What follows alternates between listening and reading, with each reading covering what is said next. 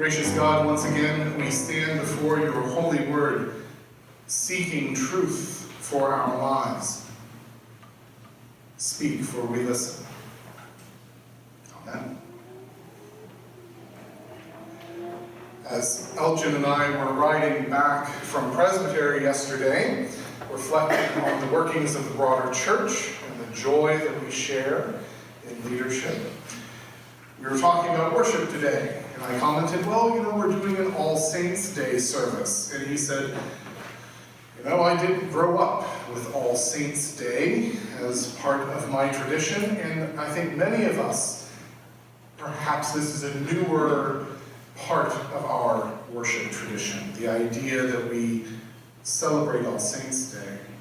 But I think it is a perfect day for us to begin our annual stewardship campaign. Those two may seem a little disjointed, but stick with me, at least for 2 minutes, while I try to link it up. After 2 minutes, you can, start looking at Facebook or something. That's okay. Gently, don't do that. One of the things I love about All Saints' Day, and I might have the wrong term here, I was going to say bifocal vision or bidirectional vision. Whichever of those makes more sense to you, that's the word I used. Bidirectional vision of All Saints' Day. It's one of the things I think is amazing about this day in the church, because we look to the past in Thanksgiving. We go and turn to our memory of those people in faith that have laid the groundwork for our journey. Those that have blazed a trail, paved a path, built a foundation, whatever metaphor works for you. Those who have come before, we look to them on this day. But All Saints' Day is not just about remembering the past. It is also a day of expectation. All Saints' Day is about expectation of our future, and it is a future based in hope. I love the Revelation passage. I know, or I guess, when some people hear we're going to have a reading from Revelation in worship, they go, oh no. It's going to be weird and scary, and I'm just going to check out for that little bit of the service. But I have to say, I love this Revelation passage.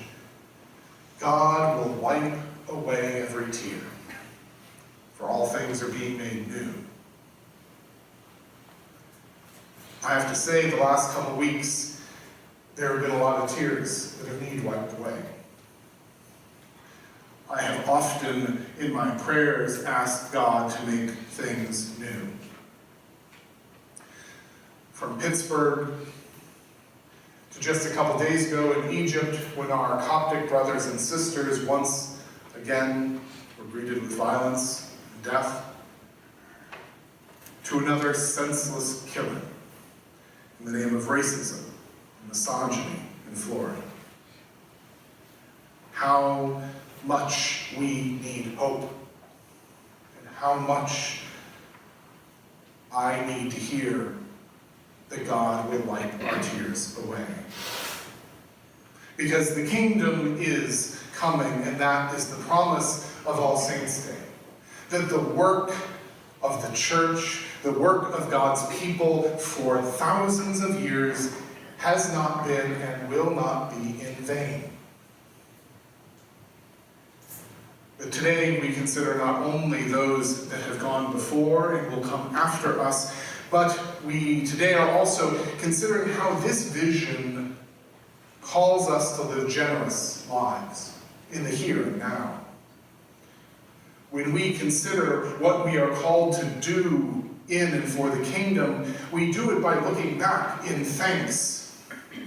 We see the generosity of the people of faith, but more importantly, we see the generosity of God. God does not forget us. We exist in God's memory, as one Scottish theologian wrote. But we also look forward in hope and expectation, and we envision God's future generosity to us and to all the people of earth. So when we consider our stewardship campaign, for me, Elgin, for years,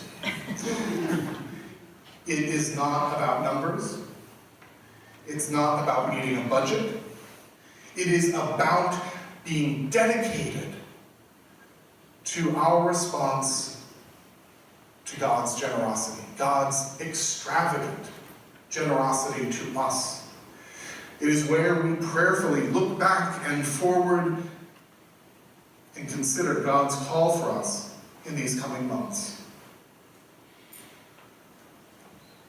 A little bit of practicalities, emotional shift in the sermon. This past week, in the last few days, you should have received a mailing from our Generosity and Engagement campaign. Team, committee, group of people that talks about our 2019 stewardship campaign, Living Generously as God's People. What I want to ask you to do is don't just write down a number and hand the card back in. At a minimum, you should do that. Do write down the number and hand the card back in. But before you do, will you take the next 2 weeks and you, your family, pray. Consider what God is calling you to do this year. What is God calling from you and from us? How are we to respond to God's generosity? And in 2 weeks' time, on November 18th, we're going to have a special part of our service. Every year, we dedicate our pledges. We ask folks to bring those little cards and to bring them to worship on the 18th. And we're going to have a chance to bring them forward in a ceremony of consecrating ourselves for service. It's not just about the numbers. It's about what it means in our dedication and our response. In those packets, we ask you, what are some of the things you're interested in doing? We got a few more seats up in the choir. We could add a few more folks up in the choir. You know, when we're making meals for Grace, we could always use another person cooking or serving. Guess what? Stuff with Eden Village in the next month, lots of opportunities are coming. Pray about what you are being called to do. So here's my challenge, and then we're going to talk theology. Challenge, theology. Challenge, step up for 2019. Think about what you did this past year. And you all do a lot. This is the most generous congregation I have ever met, seen, or heard of. So let's be clear on that. And being on the general council, I get to see numbers from other congregations. We do a good job. But what I want us to do is step up. So if you don't contribute, either in your time or your finances, consider at some point, pop something in the plate. If you've never given before, don't feel like you need to make $1 million pledge. You can, but don't feel that's what we're asking, right? But every once in a while, I'll be like, I got that extra couple bucks in the plate, right? Step one. If that's what you do already, maybe make that every week. If you routinely give, but you don't pledge, that's what all the cards for. Jot something down. We don't expect everyone to do the same thing. We're not all the same people. But we all can do something. There's the challenge. I want to talk theology for a moment. One of my favorite passages in lectionary, wonderful things pop up that I'm not planning on. This John passage is one of them. The raising of Lazarus. It is a fascinating, phenomenal story about resurrection and hope, and we're not talking about that. The very end of it. Jesus raises a man from the dead. That should be the highlight of the story, right? It's amazing. God is generous and powerful. But then, the The dead man came out, his hands and feet bound with strips of cloth. And Jesus said to them, the people standing around the tomb, Jesus said to them, unbind him and let him go. That is our part of generosity, is to unbind and let people go.